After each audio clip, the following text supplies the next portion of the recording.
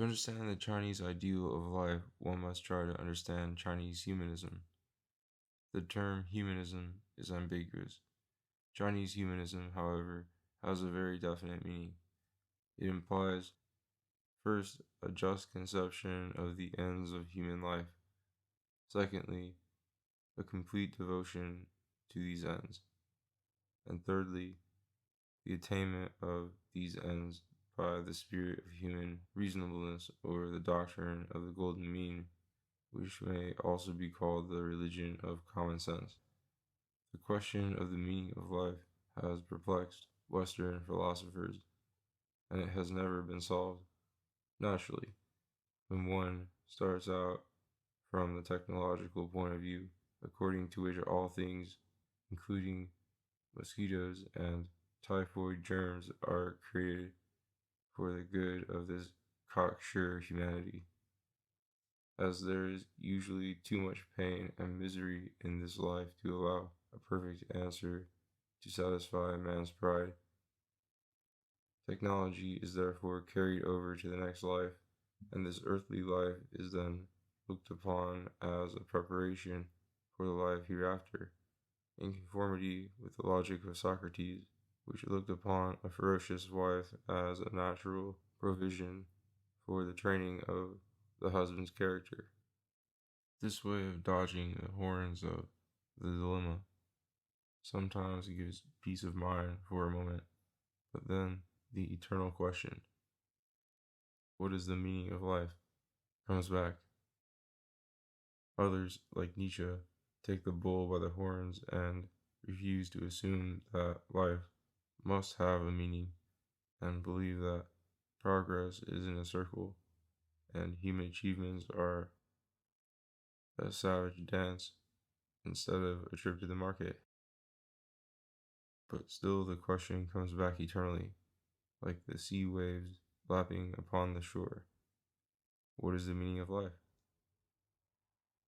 The Chinese humanists believe they have found the true end of life and are conscious of it. For the Chinese, the end of life lies not in life after death, for the idea that we live in order to die, as taught by Christianity, is incomprehensible, nor in nirvana, for that is too metaphysical, nor in the satisfaction of accomplishment, for that is too vainglorious, nor yet in progress for progress' sake, for that is meaningless. The true end, the Chinese have decided, in a singularly clear manner, lies in the enjoyment of a simple life, especially the family life, and in harmonious social relationships. The first poem that a child learns in school runs, while soft clouds by warm breezes are wafted in the morn, lured by flowers, past the river I roam on and on. They'll say, look at that old man on a spree, and know not that my spirit's on happiness born. That represents to the Chinese not just a pleasant, poetic mood, but the summum bonum of life. The Chinese ideal of life is drunk through with this sentiment. It is an ideal of life that is neither particularly ambitious nor metaphysical, but nevertheless immensely real. It is, I must say, a brilliantly simple idea. So brilliantly simple that only the matter-of-fact Chinese mind could have conceived it. And yet, one often wonders how the West could have failed to see that the meaning of life lies in the sane and healthy enjoyment of it. The difference between China and the West seems to be that the Westerners have a greater capacity for getting and making more things and a lesser ability to enjoy them, while the Chinese have a greater determination and capacity to enjoy the few things they have. This trait, our concentration on earthly happiness, is as much a result as a cause of the absence of religion. For if one cannot believe in the life hereafter as the consummation of the present life, one is forced to make the most of this life before the farce is over. The absence of religion makes this concentration possible. From this, a humanism has developed which frankly proclaims a man-centered universe and lays down the rule that the end of all knowledge is to serve human happiness. The humanizing of knowledge is not an easy thing, for the moment man swerves, he is carried away by his logic and becomes a tool of his own knowledge. Only by a sharp and steadfast holding to the true end of human life as one sees it can humanism maintain itself. Humanism occupies, for instance, a mean position between the otherworldliness of religion and the materialism of the modern world. Buddhism may have captured popular fancy in China, but against its influence, the true Confucianist was always inwardly resentful, for it was, in the eyes of humanism, only an escape from life, or a negation of the truly human life. On the other hand, the modern world, with its overdevelopment of machinery, has not taken time to ensure that man enjoys what he makes. The glorification of the plumber in America has made man forget that one can live a very happy life without hot and cold running water, and that in France and Germany many men have lived to comfortable old age and made important scientific discoveries and written masterpieces with their water jug and old-fashioned basin. There needs be a religion which will transcribe Jesus' famous dictum about the Sabbath and constantly preach that the machine is made for man and not man made for the machine. For after all, the sum of all human wisdom and the problem of all human knowledge is how man shall remain a man and how he shall best enjoy his life.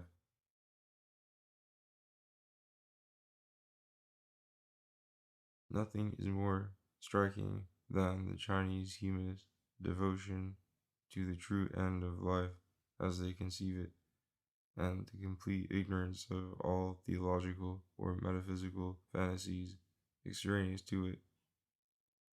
When our great humanist, Confucius, was asked about the important question of death, his famous reply was, "Don't know life? How know death?" An American Presbyterian minister once tried to drive home to me the importance of the question of immortality by referring to the alleged astronomical theory that the sun is gradually losing its energy and that perhaps after millions of years life is sure to become extinct on this planet. "Do you not realize, therefore," asked the minister, "that after all, the question of immortality is important?" I told him frankly I was unperturbed. If human life has yet 500,000 years, that is enough for all practical purposes, and the rest is unnecessary metaphysical worry. That anybody's soul should want to live for more than 500,000 years and not be perfectly content is a kind of preposterousness that an Oriental mind cannot understand. The Presbyterian minister's worry is characteristically Teutonic, as my unconcern is characteristically Chinese. The Chinese, therefore, make rather poor Christian converts, and if they are to be converted, they should all become Quakers, for that is the only sort of Christianity that the Chinese can understand. Christianity as a way of life can impress the Chinese, but Chinese creeds and dogmas will be crushed, not by a superior Confucian logic, but by ordinary Confucian common sense. Buddhism itself, when absorbed by the educated Chinese, became nothing but a system of mental hygiene, which is the essence of Song philosophy. For a certain hard-headedness characterizes the Chinese ideal of life. There may be imagination in Chinese paintings and poetry, but there is no imagination in Chinese ethics.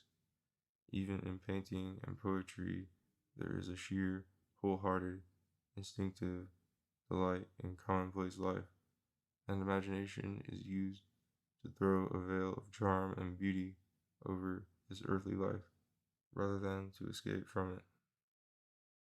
There is no doubt that the Chinese are in love with life, in love with this earth, and will not forsake it for an invisible heaven.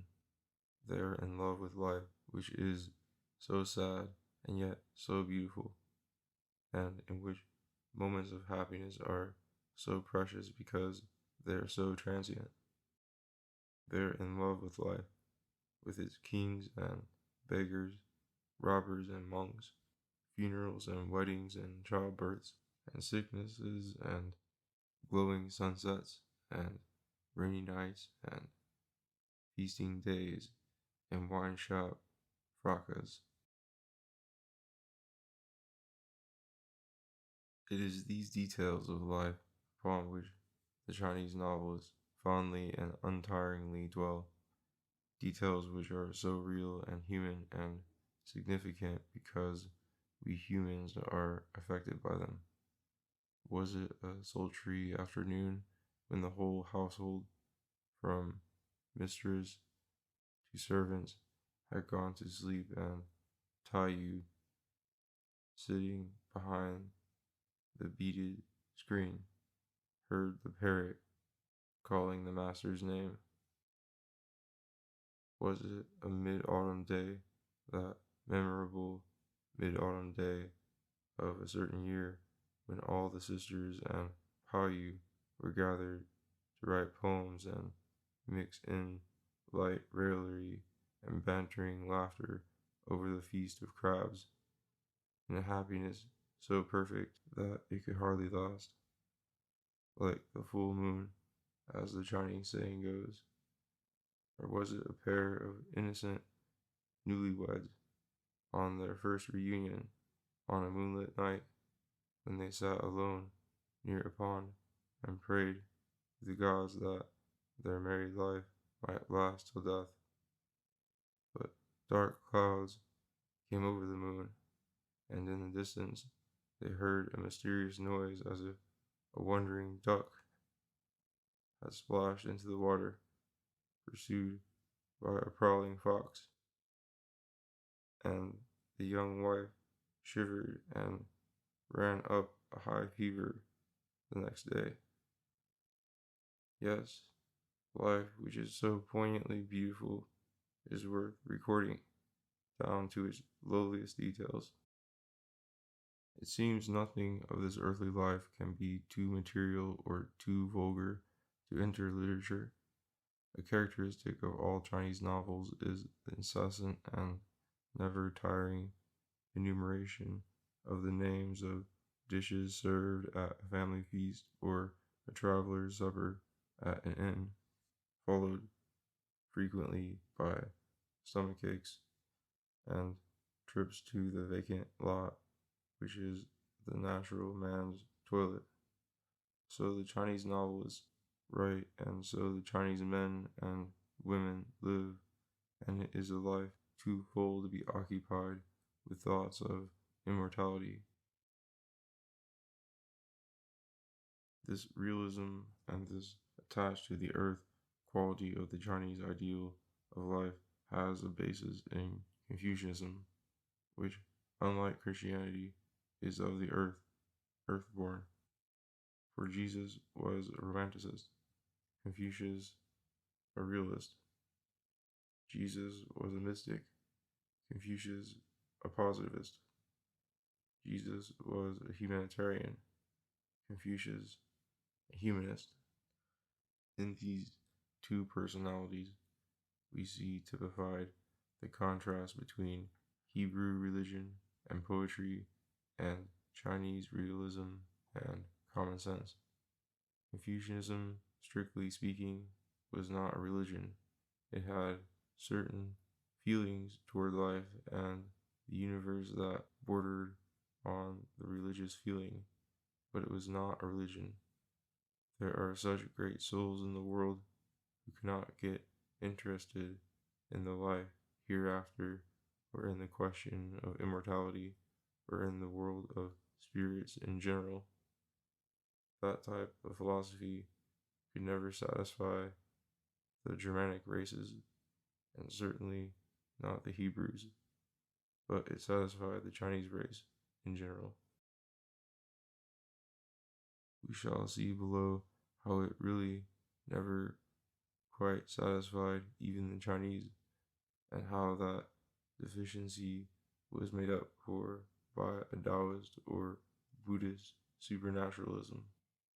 But this supernaturalism seems in China to be separated in general from the question of the ideal of life. It represents rather the spiritual byplays and outlets that merely help to make life endurable. So true was Confucianism to the humanist instinct that neither Confucius nor any of his disciples was ever made a god, although many lesser literary and military figures in Chinese history were duly canonized or deified. A common woman who suffered wrongs and faced death to uphold her chastity might in an amazingly short time become a popular local goddess, prayed to by all the villagers. Typical of the humanist temperament is the fact that although idols were made of Kuan Yu, a brave and loyal general in the time of the Three Kingdoms, idols were not made of Confucius, nor of the ancestors in the halls of ancestral worship. Iconoclasts have really nothing to do when they enter a Confucian temple.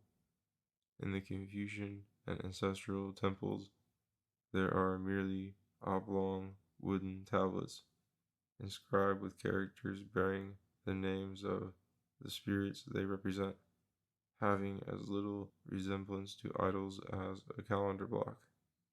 And in any case, these ancestral spirits are not gods, but merely human beings who have departed but who continue to take an interest in their progeny as they did in their lifetime. They can perhaps, if they are great souls, protect their descendants, but they themselves need their progeny's protection and succor through offerings of food for their hunger and burnt paper money for their sundry expenses in hell, from which place is the duty of their children to save them by a Buddhist mass. In a word, they are to be cared for and served as they have been cared for and served by their children in their old age. That is about as close as Confucianism comes to religion in the matter of worship. I have often observed with interest the differences between a religious culture like that of Christendom and a frankly agnostic culture like that of the Chinese, and how these differences are adapted to man's inner needs, which I assume are essentially the same for all human races. These differences correspond to the threefold actual embodiment of priestcraft, with its dogmas, its apostolic succession, its appeal to miracles, its patent cures for sins and selling of pardons, its salvation made easy, and its good solid heaven and hell. This religion so eminently soluble, is common to all peoples, the Chinese included, and may be regarded as satisfying man's needs in certain stages of human culture. Because there is a need for these things among the people, Taoism and Buddhism have furnished them to the Chinese, since Confucianism refused to furnish them. Secondly, there is religion as a sanctum for moral conduct. Here, the Chinese and the Christian points of view differ wildly. Humanist ethics is a man-centered, not a God-centered ethics. To the West, it seems hardly imaginable that the relationship between man and man, which is morality, could be maintained without reference to a supreme being. While to the Chinese, it is completely amazing that men should not or could not behave toward one another as decent beings without thinking of their indirect relationship through a third party. It should seem possible to conceive that man should try to do good simply because it is the human, decent thing to do.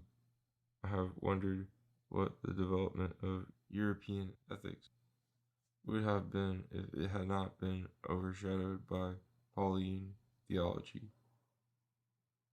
It would have been developed, I think, by sheer necessity along the lines of Marcus Aurelius's Meditations. Pauline theology has brought in the Hebrew notion of sin, which has clouded the entire field of Christian ethics, and from which there seems no escape except by religion, such as is provided in the doctrine of redemption. As it is, the European ethics, divorced from religion, seems such a strange notion that it has seldom occurred to people's minds. And thirdly, there is religion as an inspiration and living emotion, a feeling for the grim grandeur and mystery of the universe, and a quest for security in life, satisfying man's deepest spiritual instincts. There are moments in our lives, perhaps during the loss of our dear ones or during the period of convalescence from a great illness, or perhaps on a chilly autumn morning as we look at the falling leaves and a sense of death and futility overcomes us. When we live more than the life of the senses and we look over the visible world to the great beyond. These moments come to the Chinese as to the Europeans, but the reactions are decidedly different. It has seemed to me, formerly a Christian and now a pagan, that though religion gives peace by having a ready-made answer to all these problems, it decidedly detracts from the sense of the unfathomable mystery and the poignant sadness of this life, which we call poetry. Christian optimism kills all poetry. A pagan who has not these ready-made answers to his problems and whose sense of mystery is forever unquenched and whose craving for security is forever unanswered and unanswerable, is driven inevitably to a kind of pantheistic poetry. Actually, poetry has taken over the function of religion as an inspiration and a living emotion in the Chinese scheme of life, as we shall see in the discussion on Chinese poetry. To the West, unused to this type of sheer pantheistic abandon to nature, religion seems the natural escape, but to the pagan, this religion seems to be based on the fear that there is not enough poetry and imagination in this present life to satisfy the human being emotionally, the fear that there is not enough power and beauty in the beech forests of Denmark or the cool sands of the Mediterranean shore to comfort the wounded human soul, and the supernatural is then found necessary. But Confucian common sense, which dismisses supernaturalism as the realm of the unknowable and expends extremely little time over it, is equally emphatic in the assertion of the superiority of the human mind over nature and in the denial of nature's way of life, or naturalism, as the human way, an attitude Clears and Mencius. The Confucian conception of man's place in nature is that heaven, earth, and man are regarded as the three geniuses of the universe. This is a distinction somewhat corresponding to the Babbidian threefold distinction of supernaturalism, humanism, and naturalism.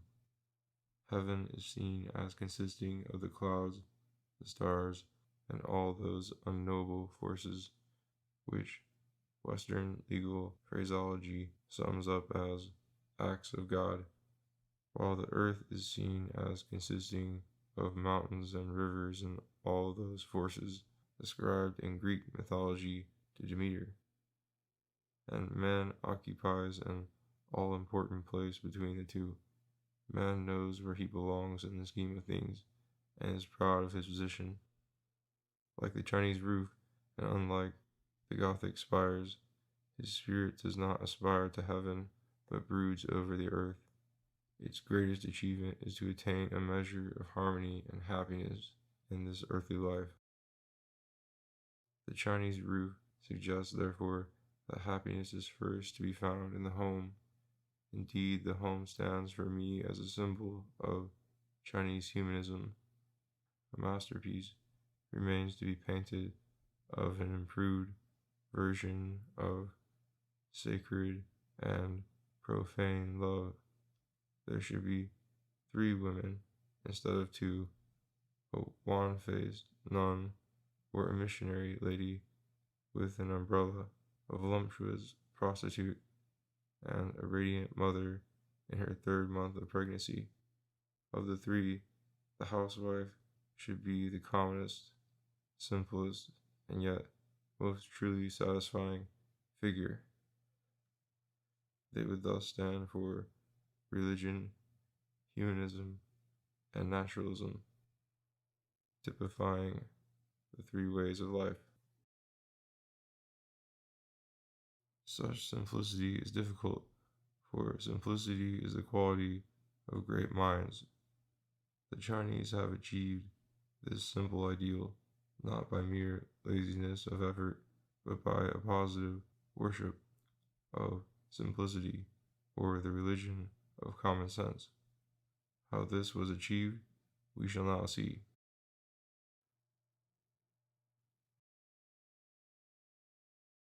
The religion of common sense, or the spirit of reasonableness, is part and parcel of Confucian humanism.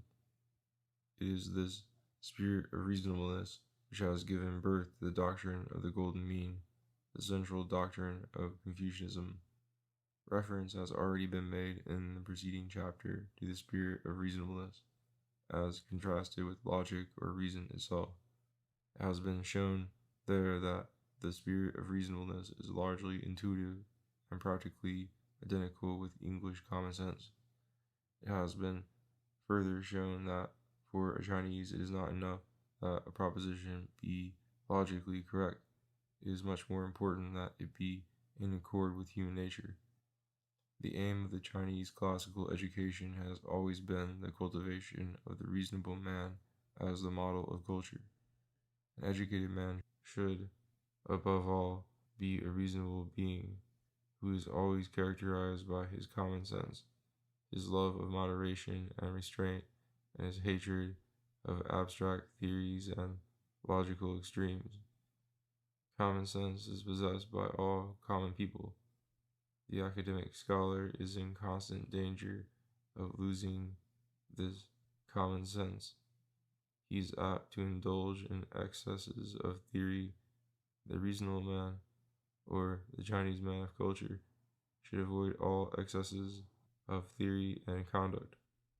You have, for instance, the historian Freud saying that the marriage of Henry VIII with Catherine of Aragon was for purely political reasons, and you have Bishop Crichton claiming, on the other hand, that it was entirely dictated by animal lust, whereas the common sense attitude should be that both considerations were effective, which is probably nearer the truth.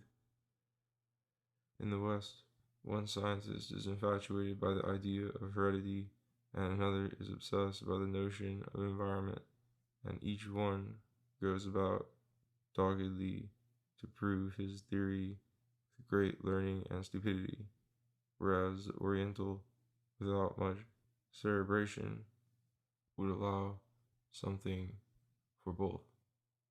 Typically, Chinese judgment is A is right and B is not wrong either. Such self-sufficiency is sometimes infuriating to a logical mind, but what of it? The reasonable mind keeps a balance when the logical mind has lost it. The idea that a Chinese painter could, like Picasso, take the perfectly logical remark that the world of objects could be reduced to cones, planes, and angular lines, and then proceed logically to carry that theory into painting is obviously impossible in China.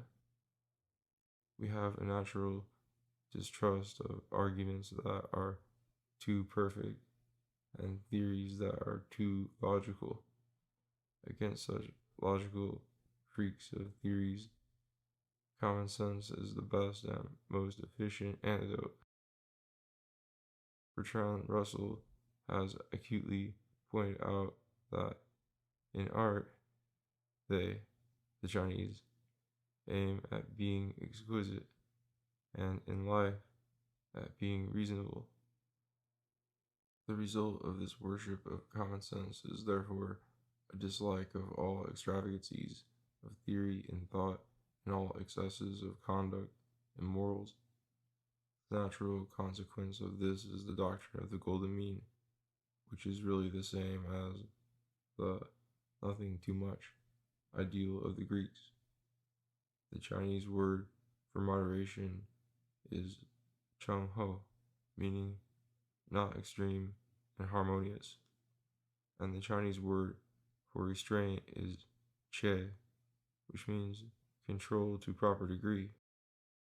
In the Shu Jing, book of history, supposed to contain the earliest Chinese political documents, the advice of Emperor Yao on his abdication to Emperor Shun was hold the mean. Mencius said of another ideal emperor, Tang, that he held the mean. It is said that this emperor used to listen to both extremes of counsel and then apply the mean to the people, which means that he would listen to two contradictory propositions and give a 50% discount of each. So important is the doctrine of the golden mean to the Chinese that they have called their own country the Middle Kingdom. It is more than a geographical notion. It signifies a way of life which, by holding on to the mean, the normal and the essential human, claims, as the old scholars did, that they have discovered all the essential truths of all schools of philosophy. The doctrine of the golden mean covers all and envelops all. It dilutes all theories and destroys all religion. In an argument with a Buddhist priest who is probably able to spin out an absolute proof of the non-existence of matter and the futility of life, the Confucianist would simply say, in his matter-of-fact and illogical way, what would become of the world, the state, and the human race if everybody left his home and entered a monastery like you? That illogical but supremely sensible appeal to life has a clenching force of its own, not only against Buddhism, but against all religions and all theories the test of life holds. We cannot afford to be logical. In fact, all theories have become theories only by certain ideas developing into a psychosis in the minds of their founders. The Freudian complex is Freud himself, and the Buddhist complex is Buddha.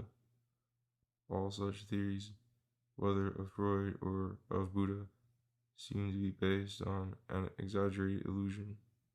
The sufferings of mankind, the troubles of married life, the sight of a sore-ridden beggar, or the pains and groanings of a sick man, which to us common men are no sooner felt than healthily forgotten, must have struck Buddha's hypersensitive nerves with a force which gave him the vision of a nirvana. Confucianism, on the other hand, is the religion of the common man, who cannot afford to be hypersensitive, or the world will go to pieces. The working out of the doctrine of the golden mean may be illustrated in all spheres of life and knowledge. Logically, no man should get married, but practically all men should. So, Confucianism advises marriage. Logically, all men should be equal, but practically all men aren't. So, Confucianism teaches authority and obedience. Logically, men and women should not be different, but practically they are. So, Confucianism teaches the differentiation of the sexes. One philosopher, Mozi, taught the love of all men, and another, Yang Chu, taught the love of oneself. And Mencius condemned them both, merely saying, "Love your own parents." It was such a sensible thing to say. One philosopher believes in repression of the passions, and another believes in naturalistic abandon, but Tzu counseled moderation in all things. Take the question of sexual passion in particular. There are two opposite views of sexual ethics, one represented by Buddhism and Calvinism, which regards sex as the culmination of sin, the natural consequence of which is asceticism. The other extreme is naturalism, which glorifies virility, of which many a modern man is a secret follower. The conflict between these points of view gives the modern man his so-called restlessness of spirit. The man who tries to have a sane and healthy view of sex as a normal human passion, like Havelock Ellis, inevitably veers toward the Greek view, which is the humanist view. The Confucian position with regard to sex is that it is a perfectly normal function, and more than that, it is connected with the perpetuation of the family and the race.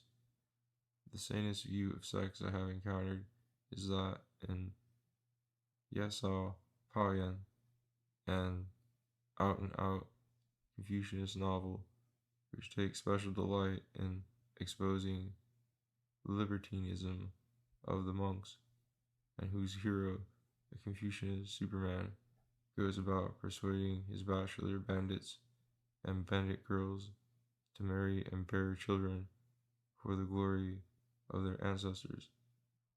Unlike Chen Pimei, which is devoted to libertinism, the men and women in Yasao Haya are decent people who make ideal husbands and wives. The only reason why this novel is considered obscene is that the author makes its men and women go through extremely compromising situations. Yet the total effect is a convincing argument for marriage and the home, and a glorification of motherhood. This view of sex is but one manifestation of the entire Confucian theory about passions, as stated by Zisu, Confucius' grandson, in Chongyong, The Golden Mean, which emphasizes moderation with regard to all the 7 passions. That such an attitude is a difficult thing is well demonstrated by what an Oriental calls the excesses of Western theories. It is all too easy for man to be enslaved by nationalism, fascism, socialism, or communism, which are all consequences of the excesses of industrialism, and forget that the state exists for the individual and not the individual for the state. A communist state in which the human individual is regarded but as a member of a class or a state organism would at once lose its attractiveness by the Confucian appeal to the true end of human life. Against all systems as such, the human individual asserts his right to exist and seek happiness. For more important than all the political rights is man's right to happiness. A fascist China would have a hard time persuading the Chinese gentleman that the strength of the nation is more important than the welfare of the individual. Close observers of the communist state when it was set up in Changsha offer as the greatest reason why communism must fail in China, in spite of its great superiority over the feudalism of other parts, the fact that life was too systematized and too inhuman there. An undesirable effect, however, of the Chinese spirit of reasonableness and its consequent hatred of logical extremes has been that the Chinese, as a race, are unable to have any faith in a system. For a system, a machine, is always inhuman, and the Chinese hate anything inhuman. The hatred of any mechanistic view of the law and government is so great that it has made government by law impossible in China. A rigorous, harshly legalistic regime, or a really impersonal administration of the law, has always failed among us. It has failed because it was not liked by the people. The conception of a government by law was propounded and developed by thinkers in the 3rd century BC. It was tried by Xiangyang, a wonderfully efficient administrator who helped to build the power of the Qin state. But eventually, Xiangyang had to pay for his efficiency with his life. It had worked in Xiangyang's country, Qin, a country with suspicious barbarian elements in Kansu, had enabled that country to develop a devilishly efficient war machine and conquer the whole of China, and had then died out miserably in 2 decades when the same type of regime was applied to the Chinese people in mass. The building of the Great Wall was so efficient but so inhuman that it cost Qin Shi Huang his empire. On the other hand, the Chinese humanists preached, and the Chinese people have always been under personal government, according to which the deficiencies of a system, the principle of Jing, can always be remedied by expediency, the principle of Fan. Instead of a government by law, they have always accepted a government by gentlemen, which is more personal, more flexible, and more human. an audacious idea. This assumes that there are enough gentlemen to go round ruling the country. Just as audacious is the assumption of democracy that one can find out truth by a mechanical count of an odd jumble of opinions by common, unthinking men. Both systems are admittedly imperfect, but the personal system seems always to have better suited the Chinese humanist temper. Chinese individualism and the Chinese love of freedom. This trait, the lack of system, characterizes all our social organizations, our civil service, our colleges, our clubs, our railways, our steamship companies, everything except the foreign-controlled post office and maritime customs. And the failure invariably goes back to the intrusion of the personal element, like nepotism and favoritism. For only an inhuman mind, an unemotional iron face, can brush aside personal considerations and maintain a rigid system, and such iron faces are not in too great public favor in China, for they are all bad Confucianists. Thus has been brought about the lack of social discipline, the most fatal of Chinese characteristics. The Chinese err, therefore, rather on the side of being too human, for to be reasonable is synonymous with making allowance for human nature. In English, to say to a man, "Do be reasonable," is the same as making an appeal to human nature as such. When Doolittle, the father of the flower girl in Pygmalion, wants to touch Professor Higgins for a £5 note, his appeal is this reasonable? The girl belongs to me. You got her. Where do I come in? Doolittle further typifies the Chinese humanist spirit by asking for £5 and refusing Professor Higgins £10, for too much money would make him unhappy, and a true humanist wants money only to be happy and buy a little drink. In other words, Doolittle was a Confucianist and knew how to be happy and wanted only to be happy. Through this constant appeal to reasonableness, the Chinese have developed a capacity for compromise, which is the perfectly natural consequence of the doctrine of the golden mean. When an English father is unable to decide whether to send his son to Cambridge or Oxford, he may end up by sending him to Birmingham. So when the son, starting out from London and arriving at Bletchley, changes neither to the east for Cambridge nor to the west for Oxford, but goes straight north to Birmingham, he is merely carrying out the doctrine of the golden mean. That road to Birmingham has certain merits. By going straight north, he succeeds in offending neither Cambridge nor Oxford. If one understands this application of the doctrine of the golden mean, one can understand the whole game of Chinese politics in the last 30 years and prophesy the outcome of any Chinese declaration of policy blindfold. One ceases to be frightened by its literary fireworks.